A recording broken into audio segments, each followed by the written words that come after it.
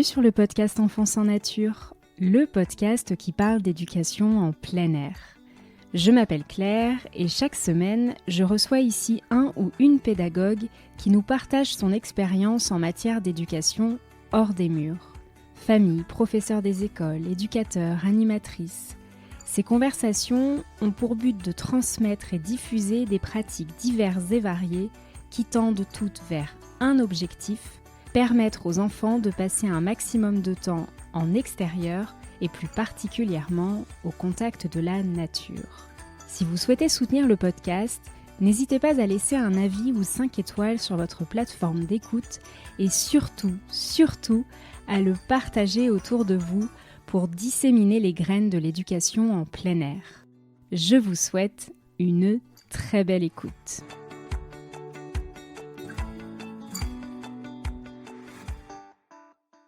Aujourd'hui, je vous propose un échange avec Véronique, professeure des écoles dans le sud de la France.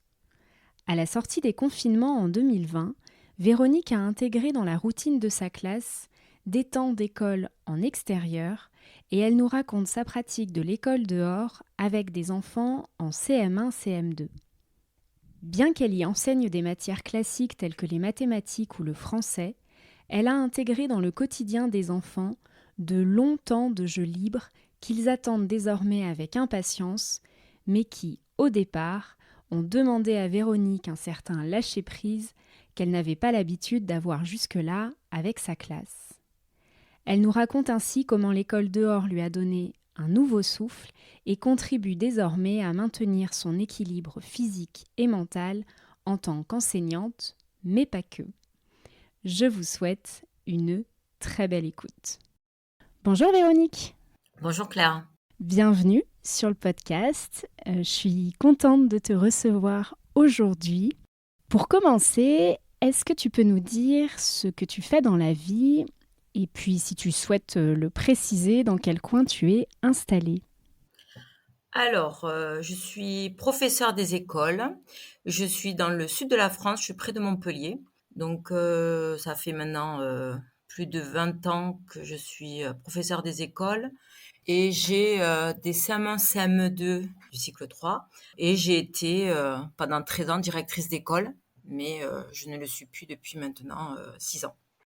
Bon, on va revenir un peu sur ton parcours et puis évidemment sur ton expérience. Mais avant, j'ai une question à te poser. Quel était ton rapport à la nature lorsque tu étais enfant ?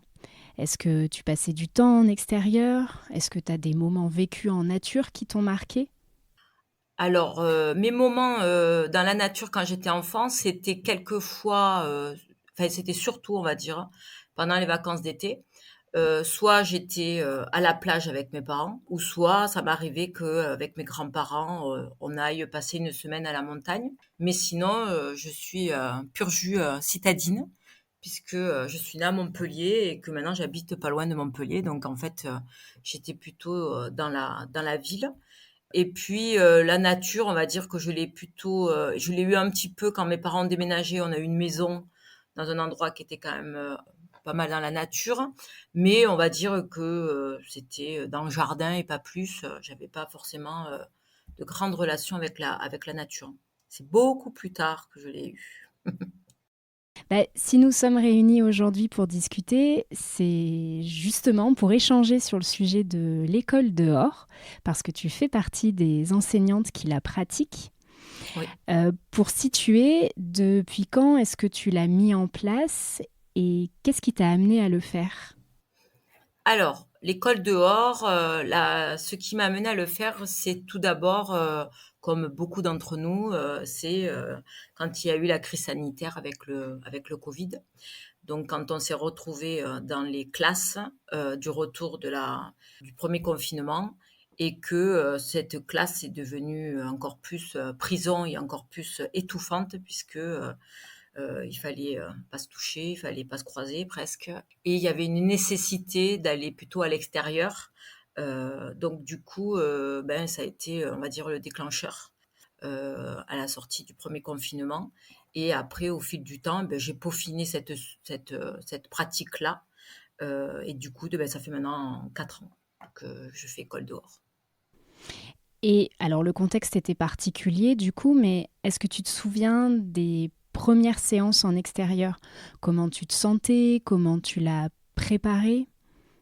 Alors, les premières séances qui étaient à l'extérieur, c'était des choses, on va dire, traditionnelles, qu'on pouvait faire, entre guillemets, dans une cour de récréation, c'est-à-dire plutôt des séances de sport. Alors au début, tout au début, ils étaient pas masqués les élèves, donc c'est qui était bon, il y avait que moi qui étais masquée, mais tout au début, quand ils sont arrivés, ils étaient pas forcément de suite masqués, ils ont été masqués un petit peu plus tard. Mais j'ai ce souvenir que quand on a fait les premières séances, après où ils étaient masqués, c'était pas forcément très drôle de vivre avec ce masque, au début, dehors. Après on a pu l'enlever, mais c'est vrai que c'était assez particulier. Mais du coup, alors, j'étais restée dans une zone de confort, de choses que j'aurais pu faire dans une cour de récréation, sans trop chercher, voilà. Et puis un petit peu, on va dire, science de la nature, dans le sens où, voilà, j'avais un petit peu de petites connaissances sur ce qu'il pouvait y avoir sur le terrain. Mais voilà, pas plus. Déjà, j'étais dehors, c'est déjà bien. Et c'est plus tard que j'ai peaufiné ma pratique beaucoup plus, voilà, de manière un peu plus experte, on va dire.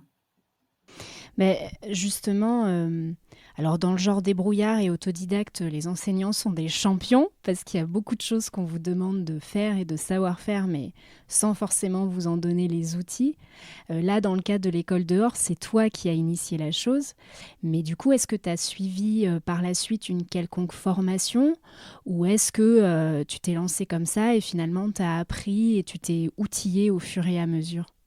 Alors oui, en effet, la première année, ça a été un peu à tâtons et pas de façon très régulière.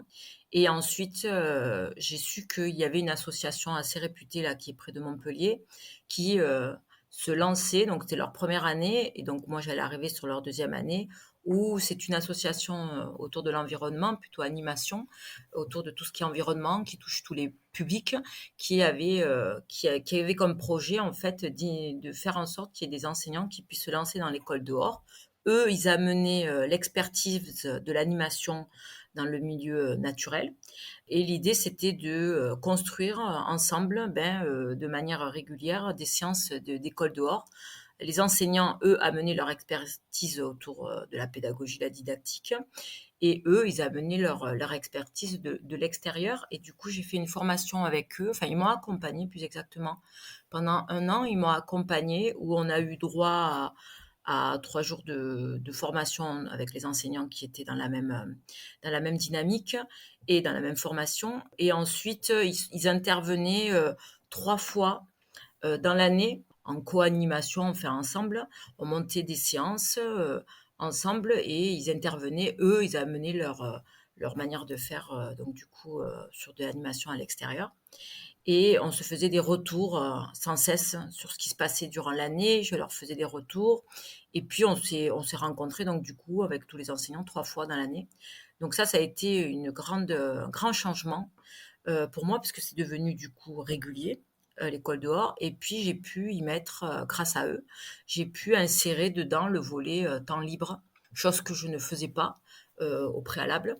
Donc du coup, voilà. Donc, j'ai eu une année de formation et la deuxième année, ils nous accompagnaient plus, dans le sens qu'ils venaient plus sur place, mais par contre, on était invités à leur séance où tous les enseignants qui étaient suivis par eux se retrouvaient pour faire des échanges de leurs pratiques. Donc 2 fois dans l'année. Donc ça, c'était pour la deuxième année avec eux. Donc pour moi, la troisième année donc d'école dehors. Ouais, c'est toujours hyper, enrichissant d'avoir ces temps d'échange, surtout espacés de quelques mois. Là, tu parles de 3 rencontres dans l'année, ça permet, à chacun, chacune de pratiquer et puis après de faire des retours de ce qui fonctionne, de ce qui fonctionne moins, c'est quand même super quand il y a des assos à proximité, des structures qui proposent ce genre de choses, je crois qu'il faut foncer.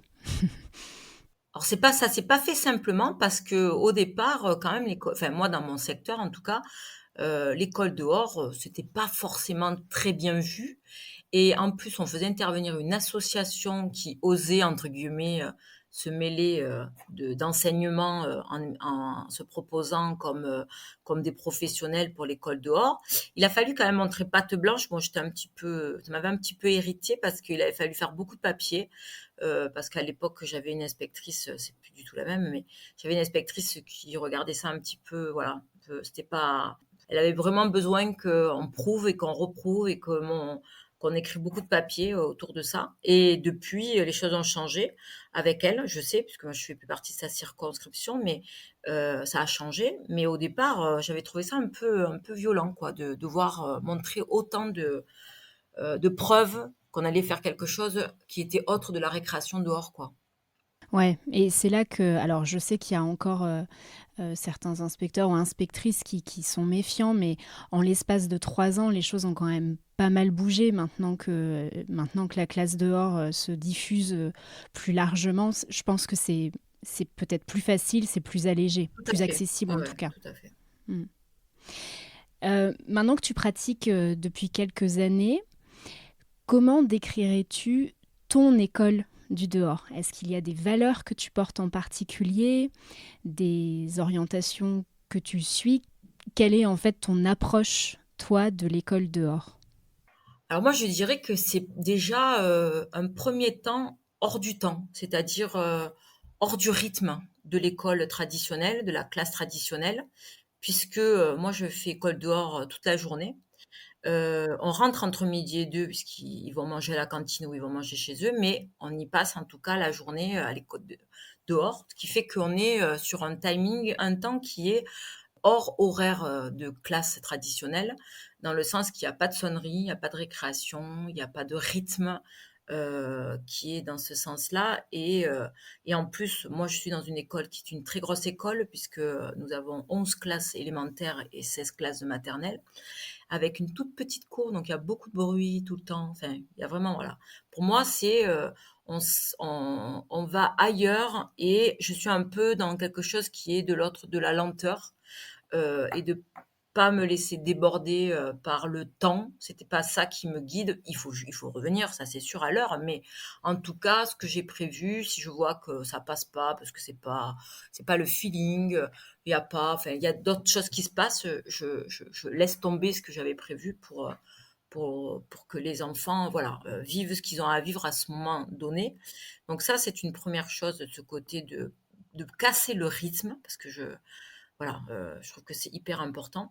Et puis, pour moi, c'est, l'école dehors, au-delà de faire école, hors des murs, c'est, pour moi le meilleur moyen pour essayer de leur développer leur conscience écologique en étant dehors de manière régulière et en voyant, le rythme des saisons, en voyant, le temps, qu'est-ce qui se passe quand il pleut, quand il fait du vent, enfin et cetera.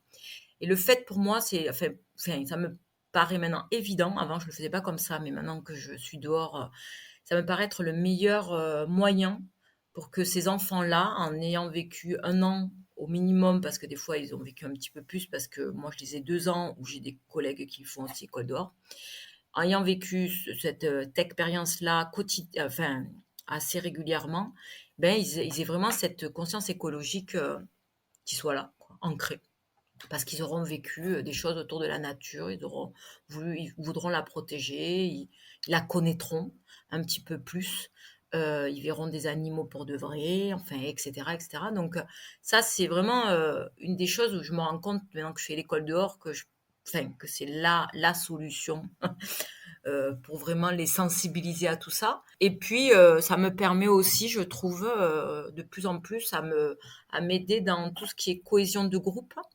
Parce qu'il se passe beaucoup de choses dans l'école dehors, autour du groupe élève et qui est très bénéfique, pour le retour en classe, qui est, quelque chose qu'ils peuvent pas vivre ailleurs, puisque c'est l'école dehors et donc du coup, c'est pas dans une cour de récréation. Tout ce qui peut se passer sur des temps libres entre eux, je trouve que ça me soude encore plus mon groupe. Et ça, voilà, ça fait partie des choses, voilà, le ralentir le temps, la conscience écologique et fédérer en groupe. Voilà, c'est pour ça, entre autres, que j'aime beaucoup et que je pratique l'école dehors, depuis maintenant 4 ans. Ouais, mais pour revenir sur la conscience écologique, on le dira jamais assez, mais il est clair que c'est l'expérience qui va marquer les enfants et leur mettre simplement des bouquins entre les mains qui expliquent que la planète, elle est fragile, il faut la respecter, c'est pas suffisant. Ça va marquer sur le moment et puis derrière, ils vont oublier. On le voit hein, avec les adultes qui sont complètement déconnectés de ça. Et oui, il n'y a pas meilleur cours d'écologie et enfin, d'éducation à l'environnement que finalement de passer du temps dehors, même si c'est pas un apport de connaissances particulier, juste le fait d'être dehors au contact de la nature, ça fait déjà beaucoup. Oui, oui, oui. Puis je dirais que on est sur, moi quand je pratiquais un peu, enfin quand j'étais en classe et que je voulais travailler sur tout ce qui était environnement et etc. Bon, j'ai toujours été très attentive que ça soit pas quand même anxiogène. Mais il est vrai que des fois, pour un peu marquer les choses, le fait de montrer des images, voir des émissions autour de la pollution plastique, ce genre de choses, etc., c'est sûr que les enfants, ça va les marquer sur le coup parce que voilà, c'est assez fort. Mais c'est quand même pas pareil que d'être au milieu d'un milieu que l'on fréquente, que l'on apprend à aimer et que du coup on apprend à apprécier. Moi je vois, j'ai beaucoup de retours de mes élèves où ils ressentent vraiment ce bien-être d'être dehors, d'être dans la nature, et c'est quelque chose qu'ils ressentent vraiment, le côté bien-être, paisible, serein. Et ça, je me dis que quand même, si c'est ressenti, c'est quelque chose qui va être au-delà que des petits moments chocs dans une classe avec des séances menées entre des murs, quoi. Ouais, c'est sûr. Pour amener un peu de concret à tes propos, quelle est la fréquence des sorties?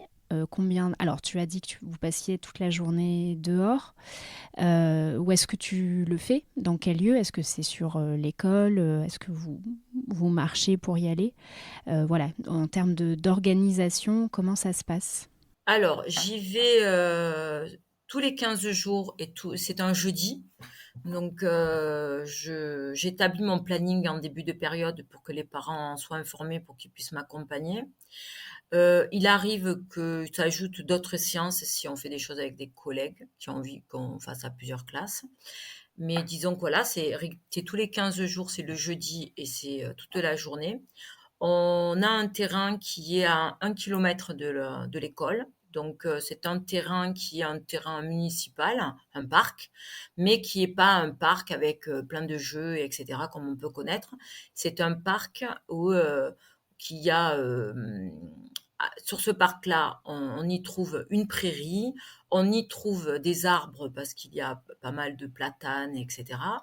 Et on a un cours d'eau qui longe ce terrain et comme on a une source d'eau thermale qui coule, ça crée aussi un espèce de petit cours d'eau qui rejoint l'autre cours d'eau et qui fait qu'on est dans un endroit où il y a une prairie, des arbres et de l'eau. Même si, entre guillemets, il y a une petite route à côté où il y a des fois, de temps en temps, ça peut arriver des voitures qui passent, mais c'est assez spacieux et c'est quand même relativement diversifié, ce que je trouve assez intéressant avec eux. Donc du coup, on y trouve notre bonheur pour tout ce qui peut être diverses activités, qu'il fasse froid ou qu'il fasse chaud. Donc ça, c'est intéressant. Et du coup, dans cette grande école, est-ce que tu es la seule classe à faire classe dehors? Alors, depuis que moi j'ai commencé, il y a eu des mouvements comme ça, des enseignants qui m'ont suivi de manière régulière. Il y en avait deux, puis après qui ont arrêté. Là, cette année, et depuis l'année dernière, j'ai une autre collègue de CP là qui est rentrée dans le processus et qui fait ça régulièrement. Et de temps en temps, il y a des classes de maternelle qui le font, mais pas de manière régulière, mais qui de temps en temps font école dehors. Et c'est cette année, donc je suis avec une classe de CP qui est sa deuxième année. On a été rejoint par une classe de CE1, une collègue qui fait ça de manière autonome, enfin qui s'est pas formée elle. Et on a eu une autre enseignante qui s'est jointe à nous, c'est qui a des grandes sections CP, donc ce qui fait qu'on est quatre. Et à la reprise là, des vacances d'hiver, il y aurait 2 autres classes, donc ça ferait 6 qui seraient un peu dans cette école dehors.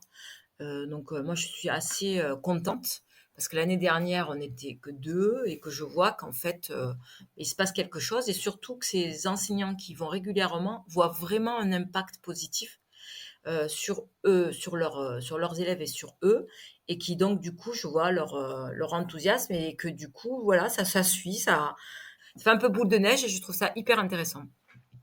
Ouais, c'est génial, c'est clair. Est-ce que tu as un déroulé particulier de tes journées en extérieur? Si tu devais nous raconter, par exemple, la dernière journée que tu as faite en école dehors, il s'est passé quoi? Alors, j'ai à peu près, on va dire que j'ai à peu près deux journées type. Et puis après, comme je te disais en début quand on discutait, c'est que après, par rapport à ce qui se passe dehors, je peux totalement modifier au dernier moment. Je prépare, alors soit j'ai une journée type où il y a trois ateliers sur lesquels les enfants vont tourner sur la journée. Il y aura un changement qui aura lieu le matin, donc ils auront vu 2 ateliers le matin. Le troisième atelier sera en début d'après-midi. On aura une séance de sport et ils auront un temps de, on va dire, récréation plus, c'est-à-dire un petit peu plus grand qu'un temps de récréation l'après-midi. En gros, voilà, on va dire que ça, c'est la première journée type. Il y a une deuxième journée où en fait, je fais des activités scolaires, entre guillemets, que le matin. Et l'après-midi, on commence par un petit moment à moi, donc qui commence l'après-midi sur un temps très calme. Et ensuite, je leur laisse un très grand temps libre de l'après-midi qui va de 1 heure à 1 heure et quart, où ils sont totalement libres. Enfin, totalement libres, je mets des guillemets quand même. Mais, donc voilà, ça, c'est mes 2 journées type. Et je tourne avec ça selon un peu mes élèves. Si je sens que mes élèves ont besoin d'avoir un grand temps libre, je leur donne un grand temps libre. Je fais que des activités le matin. Enfin voilà, je vais vraiment m'adapter un peu au ressenti, à leur ressenti et au mien aussi. Donc ça, c'est mes journées type. Donc la dernière fois qu'on a fait, donc c'était avant les vacances, juste le jeudi avant les vacances. Mais il y a eu 2 activités le matin. Donc il y a eu, j'ai un trou de mémoire, mais il y a eu, ah oui, on a été, là on était qu'en grand groupe par contre. On a fait une petite recherche sur le lieu, de savoir un peu quels sont les animaux qui passent ou qui vivent dans ce lieu en recherchant les traces, parce qu'on avait fait ça au mois d'octobre. Donc là, on faisait ça pour le mois de février. Donc on faisait un petit peu des recherches de tout ce qu'on pouvait trouver comme traces, tout ce que l'on pouvait voir, enfin, etc. Et on a fait un jeu autour de l'imparfait en grand groupe où il y avait 4 groupes. Et donc du coup ça c'était le matin et l'après-midi ils ont eu mon moment à moi et puis ils ont eu leur temps libre de l'après-midi. Donc voilà. Et est-ce qu'il y a une matière que tu aimes particulièrement travailler en extérieur? Et pourquoi? Ben, je me rends compte que, enfin, relativement de ce que je leur mets, j'aime bien, mais je me rends compte qu'il y a quelque chose qui est très facilitant, je trouve, à l'école dehors, c'est les mathématiques. Je trouve que les mathématiques, quand on fait les mesures, quand on travaille sur la numération ou ce genre de choses-là, je trouve que c'est vraiment l'école dehors est vraiment un lieu où je trouve que faire les mathématiques dehors, c'est sympa. J'aime beaucoup, donc je fais beaucoup enfin, je fais maths et français très souvent, mais c'est vrai que maths, je trouve que ça prend une autre dimension quand on mesure avec des décamètres, quand on mesure avec, voilà, il y a l'espace qui est là et on n'a pas forcément cet espace-là quand on fait ce genre de travail. Ça sort du travail qu'on peut faire sur un papier, un fichier ou n'importe. Là, on est en grandeur nature si on doit travailler sur le périmètre, si on doit travailler, on va dire, sur les longueurs, si on doit travailler sur les aires, si on doit travailler, voilà, la géométrie, quand on fait les parallèles, enfin, ce genre de choses. Je trouve que, voilà, je trouve ça hyper intéressant de faire des mathématiques. Mais je te dirais que j'aime beaucoup aussi faire du français. Donc c'est un peu difficile de choisir en définitive. Parce que je trouve que dehors, on peut créer. Alors déjà, on invente un peu des choses. Donc ça, c'est intéressant. Mais la matière de la nature peut nous permettre de faire du français autrement. la nature des mots, faire des phrases pour travailler sur des fonctions, ce genre de choses en étant dehors. Ben voilà, les enfants sont extrêmement motivés parce qu'on est dehors, parce que c'est autre chose avec du papier et on va dire, allez, pour exagérer avec des manuels, parce que je sais qu'on n'est pas tous forcément avec des manuels, mais voilà, moi j'avoue que tous mes choix d'activités, bon déjà sont toujours des choses que j'aime bien. Mais et puis ça peut être vraiment très diversifié parce que j'avais une conseillère pédagogique qui était venue me voir, je l'avais invitée. Et vraiment, elle, dans son idée, ben, l'école dehors, c'était le sport, un peu de science et de l'art plastique. Et en définitive, je me suis rendu compte que moi, je faisais majoritairement du maths et du français, même si je fais de l'art plastique, même si je fais de la science, mais voilà.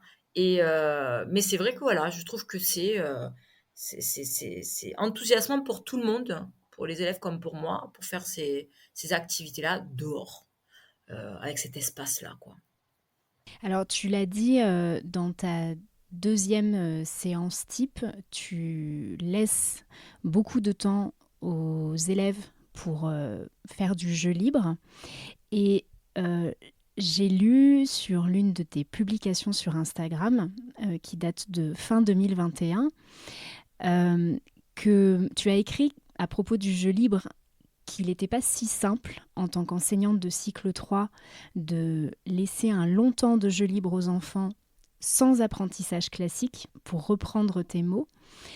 Est-ce que tu veux bien peut-être déjà faire un tout petit rappel de ce qu'est le jeu libre, au cas où le terme ne soit pas évident pour tout le monde, et puis surtout expliquer pourquoi ça n'a pas été si simple pour toi d'organiser ces temps-là? Alors, les jeux libres, on est sur autre chose que de la récréation, même si ça, entre guillemets, c'est un temps récréatif. Mais les jeux libres, l'idée, c'est de les laisser prendre l'espace, même si cet espace-là, évidemment, on leur donne des limites, mais prendre l'espace de dehors. Et avec cet espace-là, avec cette nature, ben, les laisser faire entre guillemets ce qu'ils veulent, mais ce qu'ils vont vouloir faire avec cette nature, les jeux qu'ils vont vouloir mettre en place ou pas, parce qu'il y en a qui des fois ont envie de se reposer aussi, mais leur manière d'appréhender le lieu, ce qu'ils ont envie de faire avec. Alors moi, de temps en temps, je leur amène du matériel parce que comme on a un endroit avec de l'eau, ben, j'amène des cannes à pêche, on amène des livres, on amène des papiers, j'amène un petit peu du matériel qui est à libre. Ils y vont ou ils y vont pas, ils prennent ou ils n'y prennent pas. En tout cas, ils doivent respecter, ils doivent ramener là où ils l'ont pris. Et quand des fois ça m'est arrivé qu'ils me demandent de la ficelle, je leur donne de la ficelle pour pouvoir faire des cabanes, ce genre de choses-là. Donc en fait, c'est comment ils vont investir ce lieu-là. Et puis d'une fois à l'autre, c'est pas du tout la même chose. Et je dirais d'un groupe d'élèves de classe à un autre, c'est pas la même chose. Ce que j'ai vécu l'année dernière sur du temps libre n'a rien à voir cette année avec comment ils appréhendent le temps libre cette année.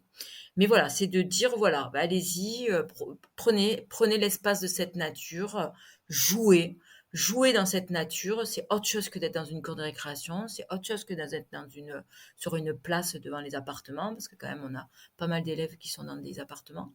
Donc voilà, c'est ça ce temps libre. Et ma posture, c'est une posture de lâcher prise. Donc ça, c'était pas évident. Et d'être là, évidemment, pour tout ce qui est sécurité et d'être attentive, évidemment.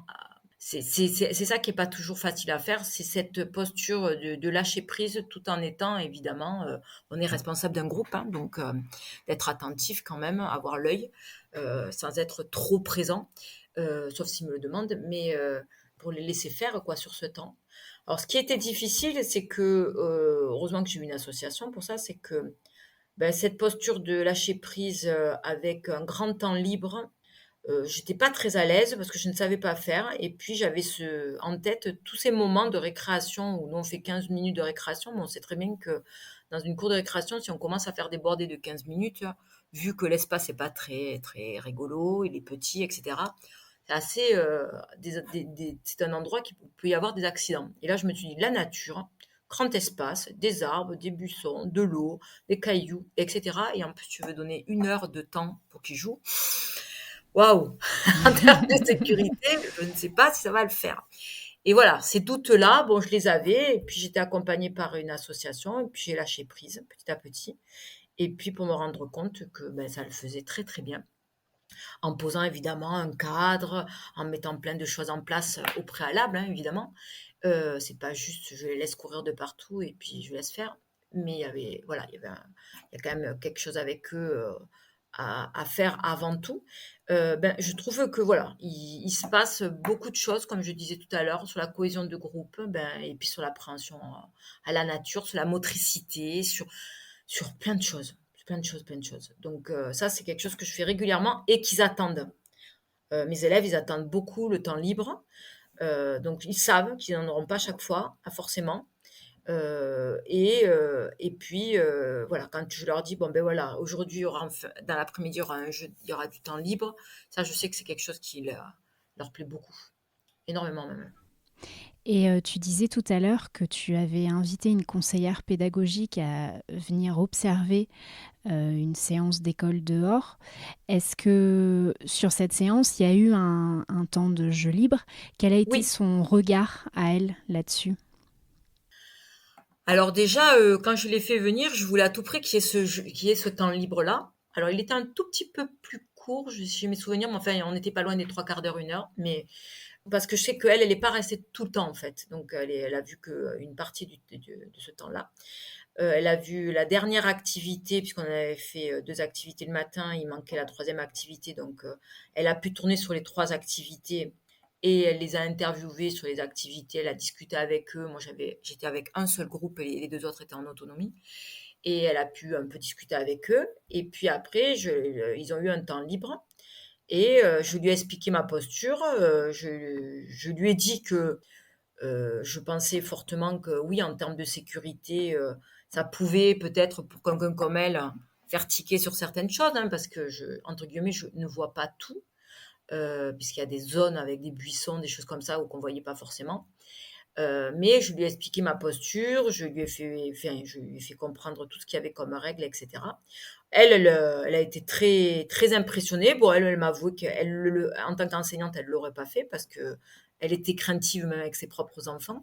Donc elle pense qu'elle l'aurait pas fait avec des élèves, mais qu'en tout cas, elle ne pouvait que constater que ça fonctionnait, que, il y avait un grand esprit de groupe, il y avait une très bonne ambiance et que, voilà, il y avait pas, enfin, ça se passait très, très bien et j'étais très contente qu'elle puisse, avoir ce temps-là, d'observer ce temps libre et moi, je me suis pas du tout mis dans la posture de quand elle viendra me voir, je mettrai pas de temps libre. Au contraire, je voulais un temps libre quand elle vient me voir parce que je trouve que c'est ce qui manque un peu dans nos classes, dans nos écoles et que c'est extrêmement riche ces temps libres, bon dehors, hein, surtout, mais et que pour moi c'est quelque chose, voilà, j'y crois énormément et elle m'a dit, «Je pense que ça fait ton groupe, la cohésion qu'il y a dans le groupe est sûrement due aussi à cette école dehors» et elle me dit, «Tu sais, je suis des enseignants, qui ont des problèmes dans leur classe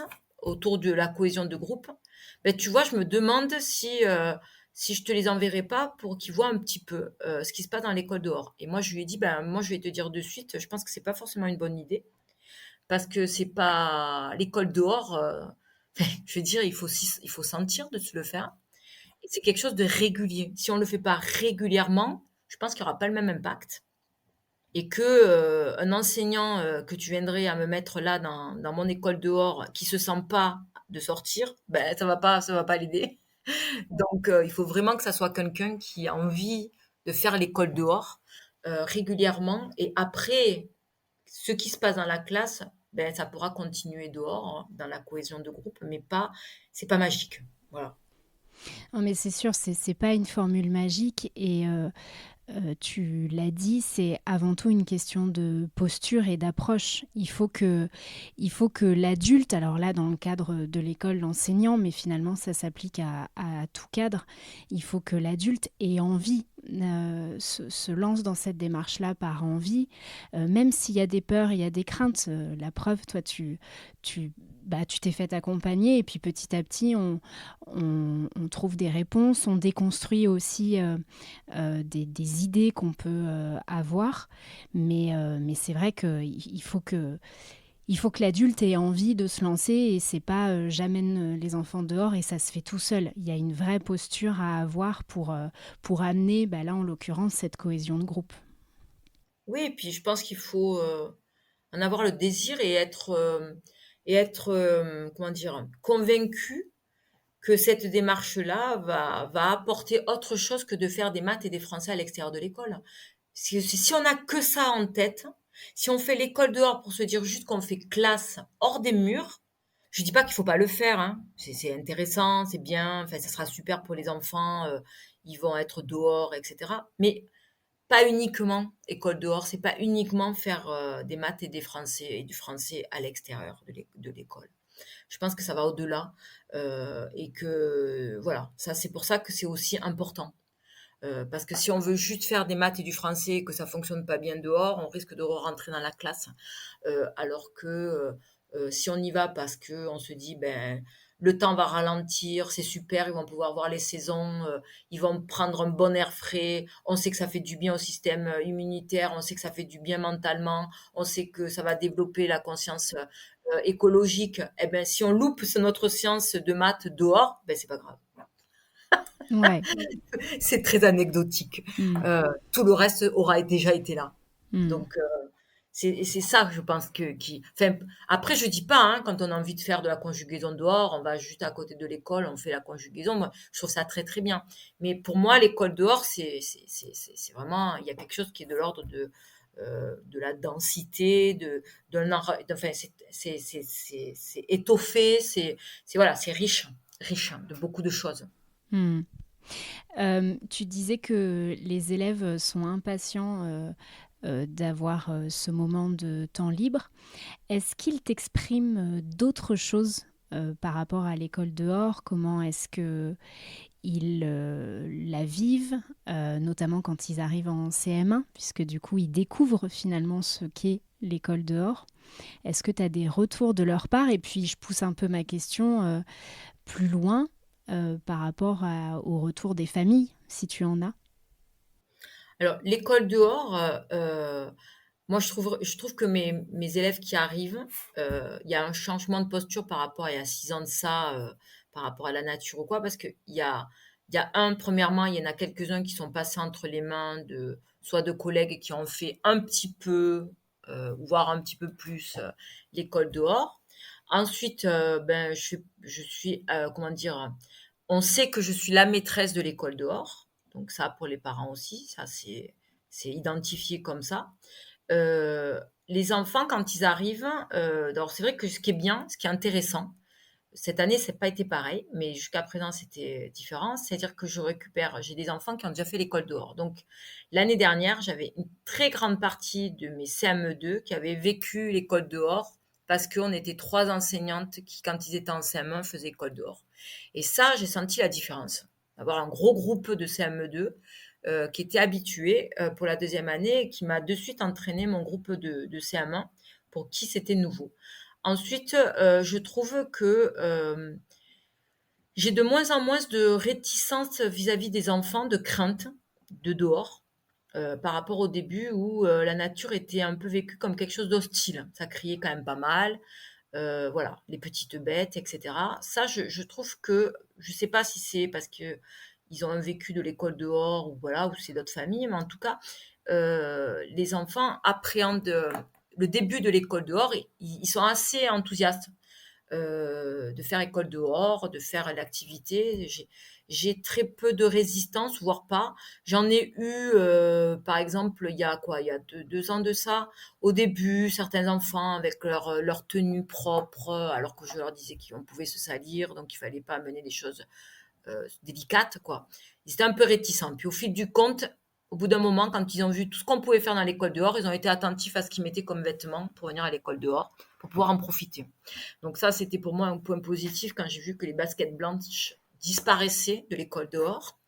Je me suis dit: «C'est bien, ils ont bien compris». Donc et parce qu'ils avaient trop envie de marcher partout et sans se poser des questions avec leurs, les baskets blanches. Donc ça, c'était bien. En termes de pour les parents, moi, je suis assez relativement, bien suivie, ça suit, il y a pas de problématique. Ils sont contents. L'année dernière, c'était rigolo parce que l'année dernière, j'ai rencontré une maman, donc c'était la première année que son enf qu'elle arrivait dans cette école avec sa femme, ses enfants, ses fils arrivaient dans cette école et donc son fils est arrivé en CM1 dans ma classe et elle me dit: «Ah, je vous cache pas qu'au début, je me suis dit: "Ouh là, c'est quoi cette maîtresse qui, tous les 15 jours, sort dehors une journée entière?" Et elle me dit: «Mais en fait, quand j'en ai discuté avec mon fils, il m'a dit: "Non mais tu crois quoi? On travaille dehors"». Et c'était drôle parce que je me suis dit: «Mais en fait, c'est eux mes meilleurs ambassadeurs». Donc il leur explique bien, il leur raconte, les parents voient comme ils sont contents. Moi j'ai Educartable, donc il me permet de publier des photos aux familles et cetera. Quand je fais, les publications, je suis très attentive de faire des publications aussi où ils voient aussi ce que c'est que maths, français, tout ce qu'on peut faire, mais aussi le temps libre. Donc en définitive, il y a pas de réticence. Il y a juste que faut arriver un peu à les mobiliser des fois pour qu'il y ait le petit sac à dos avec la petite gourde d'eau, avec, voilà, des chaussettes de rechange. Bon, moi, j'ai des rechanges, mais voilà, j'aime bien qu'ils partent avec un petit sac à dos sur le dos, voilà, que ça soit un petit peu ritualisé, là-dessus. Bon, donc des fois, bon, on va dire qu'il y a des familles où c'est un petit peu plus long à se mettre en place. Mais bon, ça le fait quand même. Sur ton compte Instagram, tu partages régulièrement tes sentiments, tes humeurs, et tu parles en toute transparence de ton quotidien d'enseignante, en évoquant notamment l'épuisement professionnel que tu as connu il y a quelques années, et comment est-ce que tu veilles aujourd'hui à ce que ta vie professionnelle ne déborde plus autant qu'avant sur ta vie personnelle. Alors, je me demandais aujourd'hui quelle place l'école dehors prend dans cet équilibre. Qu'est-ce que ça t'apporte, toi? Alors, je pense que je vivrais pas, l'école, de la même manière si j'avais pas école dehors. C'est-à-dire que c'est ma bouffée d'oxygène.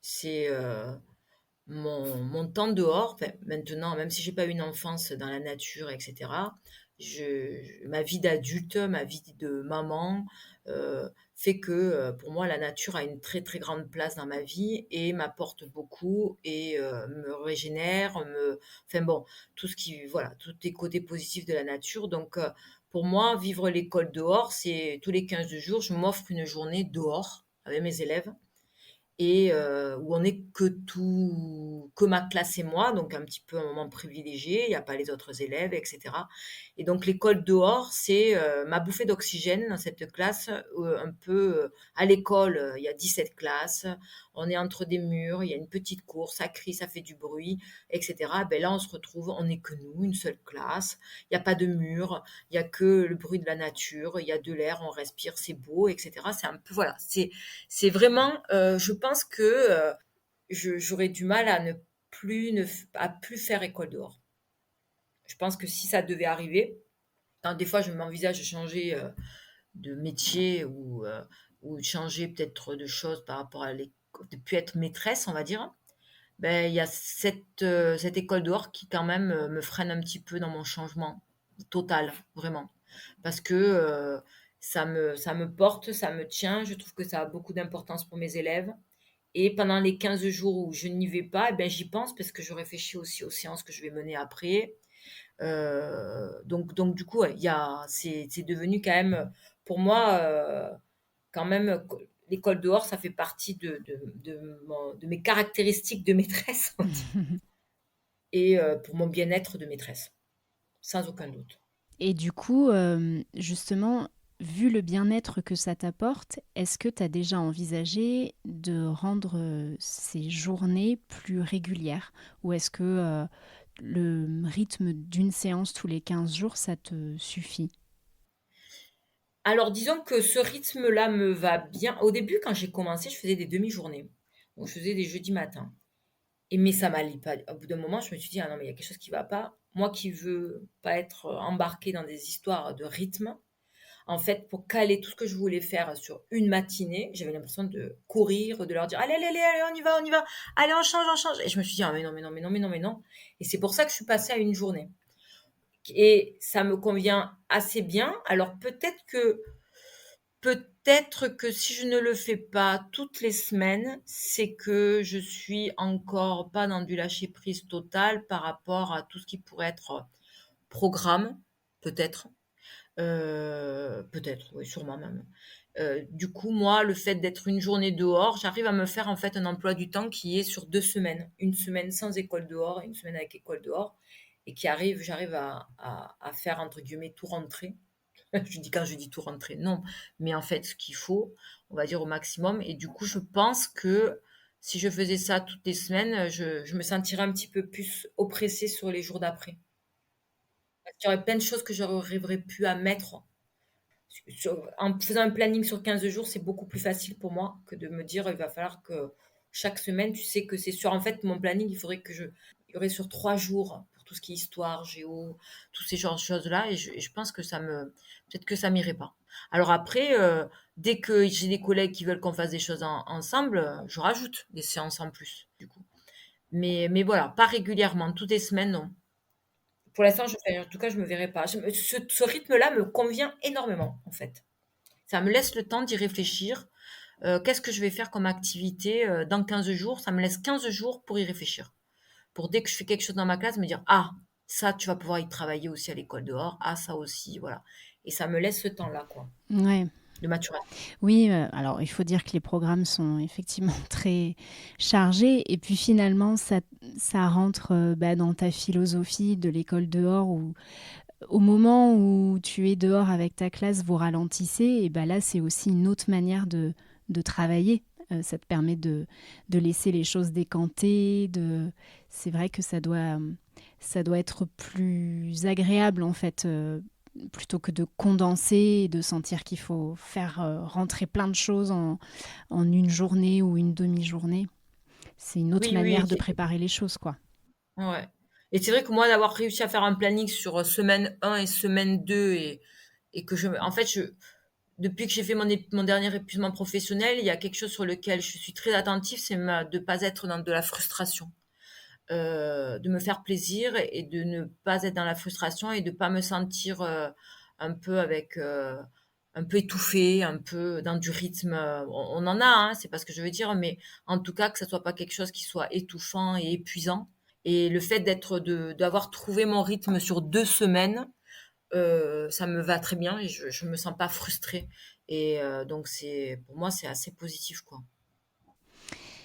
Euh, pour poursuivre sur d'éventuelles difficultés que tu peux rencontrer au quotidien, en début d'année, de cette année, tu as exprimé, tu as écrit que tu étais allé un peu à reculons à ta première séance d'école dehors.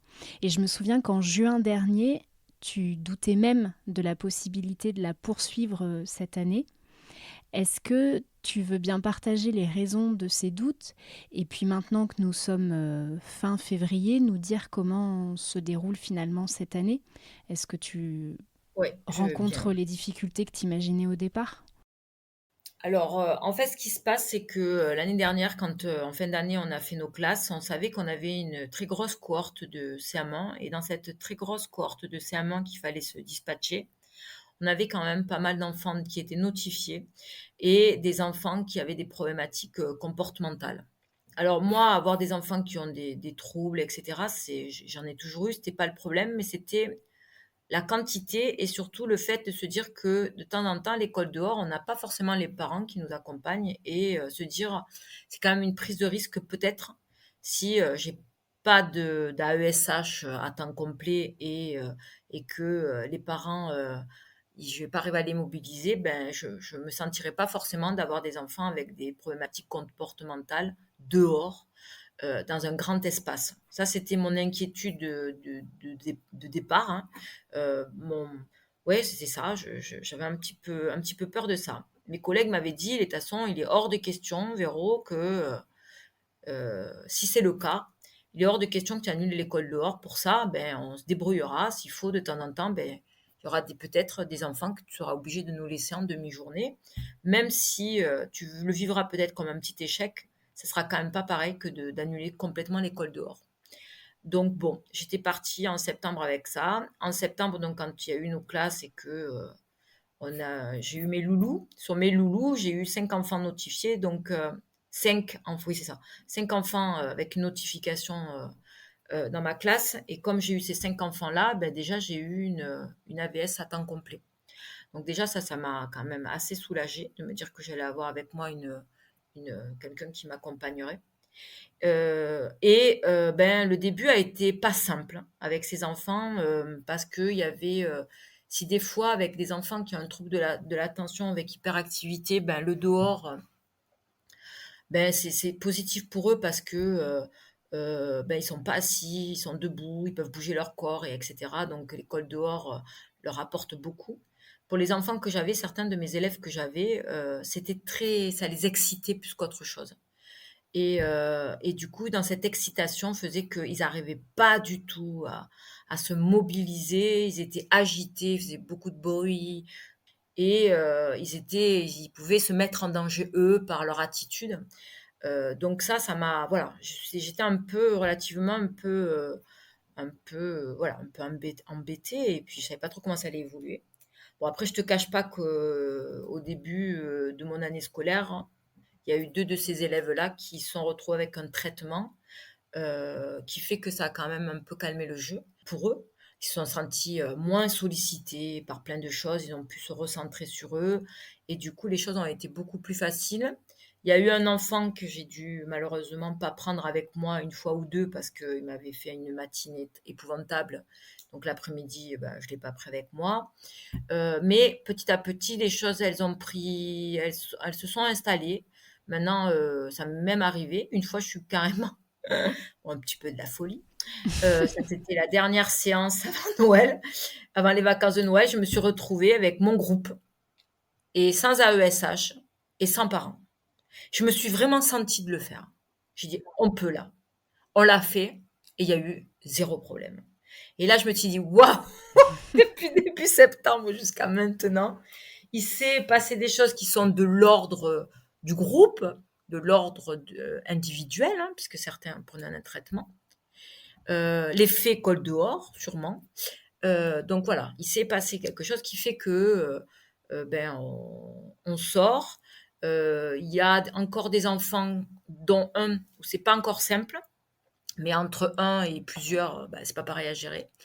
Mais du coup, voilà. Et puis voilà, j'ai un accompagnement avec moi, j'ai une auxiliaire de vie avec moi qui fait que ça change beaucoup. J'aurais pas pu le faire sinon, hein, si j'avais été que toute seule, ou j'aurais été obligée d'en laisser de temps en temps. Et c'est quand même pas ce qu'on aime le plus en tant que maîtresse, hein, de laisser des enfants dans une école pendant que nous on sort, hein. Mais voilà, j'avoue que je savais pas trop comment la mayonnaise allait prendre. Mais elle a pas trop mal prise. C'est pas. Donc, du coup, voilà. Ouais, bah, du coup, ça a dû renforcer ta confiance aussi dans ta pratique et ça doit faire du bien de voir ça. Oui, et puis ces enfants-là, certains m'ont vraiment exprimé le désir, l'envie qu'ils avaient de faire école dehors, hein. Ils l'ont exprimé. Alors c'est drôle parce qu'il y en avait un qui voulait à tout prix qu'on fasse ça toutes les semaines. Donc tous les jeudis, j'avais droit à son sac à dos. Et je lui disais, mais non, tu le sais que c'est tous les 15 jours. Et il était déçu. Mais je lui disais, on le marque dans l'agenda et tout. Mais lui, il aurait voulu faire tous les jeudis. Mm. Mais bon, voilà, c'était. Et puis pour eux, voilà, l'école dehors. Moi, ce que je trouve chouette avec eux, à chaque groupe, je me dis la même chose. Et donc, tu vois, pourtant, c'est pas tous les mêmes. Tous les groupes ne se ressemblent vraiment pas. C'est que ils ont conscience que s'ils sont dans les clous durant cette journée-là, s'ils respectent bien les règles de sécurité, si quand j'ai décidé qu'il y avait 3 activités à faire, on était bien dans le timing. Ils savent que bah, j'ai mis un petit peu de temps à mettre ça en place avec eux cette année, mais qu'il va y avoir 3 groupes, qu'il va y avoir un groupe avec moi et 2 autres en autonomie. Donc il faut que j'ai confiance en eux pour pouvoir bien travailler avec mon groupe avec moi. Si tout ça, ça roule, Mais c'est ils vont avoir du temps, quoi, pour jouer, tout seuls. Je vais pas Le temps va pas être grignoté par, des moments, de flottement, des moments de recadrage, non. Donc je trouve que ça glisse. La plupart du temps, ça glisse et le timing que je m'étais donné, eh ben, il est respecté alors que je suis pas du tout en train de regarder chaque fois mes horaires parce que, ils jouent le jeu. Ils jouent le jeu parce que, ils comprennent que, moi, en tant que maîtresse, il faut qu'aussi j'ai des choses à faire, des maths et du français, mais que en tant que maîtresse, je leur donne quand même beaucoup de temps libre et qu'ils en ont pas forcément, dans les autres classes et que du coup, ben, voilà, ils sont conscients de ça, quoi. Donc du coup, je trouve que même les enfants qui ont un comportement pas toujours simple dans la classe, eh ben, ça glisse beaucoup plus dehors. Et oui, parce qu'ils trouvent le plaisir, il y a le plaisir à la clé aussi, quoi. Ces temps de Ouais, ouais. Et puis le bien-être d'être dehors, hein. Ils ouais. le disent, hein, tu sais, on a un mur de gratitude. J'ai souvent des gratitudes sur ce mur-là qui est autour de l'école dehors. Quand on fait mon moment à moi, ils ont le droit, s'ils ont envie, ils ont soit un endroit, ils ont un papier, s'ils ont envie d'écrire, dessiner, ils ont pas obligé de le faire, mais s'ils veulent, ils peuvent. Et combien de fois ils me parlent de cette belle nature, que c'est joli, que c'est ci, ah, qu'ils aiment bien être là, ce genre de choses. Donc ils ont vraiment, cette conscience que c'est du positif pour eux aussi, quoi. Enfin qu'ils en ressentent du bien-être. Mmh. Alors Véronique, nous arrivons au bout de notre échange, mais avant de nous quitter, est-ce que tu aimerais dire un mot aux jeunes enseignants, aux futurs enseignants, que ce soit sur, l'école dehors ou sur le métier en général? Tu as le champ libre pour partager ce que tu souhaites. Alors si c'était sur le métier en général, ce sera un peu trop long. On va rester sur l'école dehors. Je pense que l'école dehors, si on se met faut pas se mettre la barotte. Il faut le faire au départ, comme nous on a envie de le faire, même si c'est que pour faire, 2 heures dehors, pour faire une seule séance. Et il faut qu'on arrive à se rassurer, voir que, en définitive, ça fonctionne bien. Si on a envie de faire de l'art plastique, eh ben on va dehors, on fait de l'art plastique. Pour juste se montrer que ça peut fonctionner, que ça fonctionne bien. Et petit à petit, eh ben, on agrandira ces séances. On se permettra de faire des choses, peut-être pas forcément au début du temps libre, hein, mais en tout cas, je pense il faut y aller et il faut y aller avec ce que l'on aime. Si on aime faire de la science, eh ben, il faut faire école dehors il faut faire de la science. Si on aime faire de l'art plastique, eh ben, on fait l'école dehors pour ça, et etc. Et quand on aura appris un petit peu, quand ils auront pris un petit peu goût, quand ils auront vu un peu comment ça se passe sur un petit temps avec des choses qu'ils aiment, eh ben, ils voudront innover et je pense que du coup, ben, ça les entraînera dans cette expérience qui est quand même dans ce projet qui est assez magnifique, quoi, qui est l'école dehors, quoi. Donc il faut pas hésiter, même si c'est pas beaucoup, il faut le faire. Tenter, au moins le tenter. Ouais. Eh ben, écoute, merci beaucoup pour, ces conseils et puis merci pour, cette heure passée avec toi, pour ce partage d'expérience qui, je suis certaine, va inspirer, va donner envie à d'autres, enseignants de se lancer. Merci Véronique et puis, à bientôt. Merci beaucoup en tout cas à toi de m'avoir proposé de venir sur mon podcast. Ça me fait plaisir de pouvoir parler de l'école dehors. Ouais, Merci beaucoup en tout cas. parlons-en encore et encore. Exactement. Merci à toutes et à tous pour votre écoute. J'espère que cette discussion vous a plu et qu'elle éveille en vous une certaine curiosité pour l'éducation en plein air, voire même peut-être une envie de militer pour qu'elle se répande davantage. Pour en savoir plus sur mon invité du jour, je vous invite à vous rendre sur le site pédagogieduvivant.fr. Vous y trouverez toutes les infos à son sujet ainsi que ses recommandations. Sur ce, je vous donne rendez-vous la semaine prochaine pour un nouvel épisode. Et d'ici là, n'oubliez pas, sortir, ça ne doit être que du kiff. Allez, ciao ciao, à bientôt.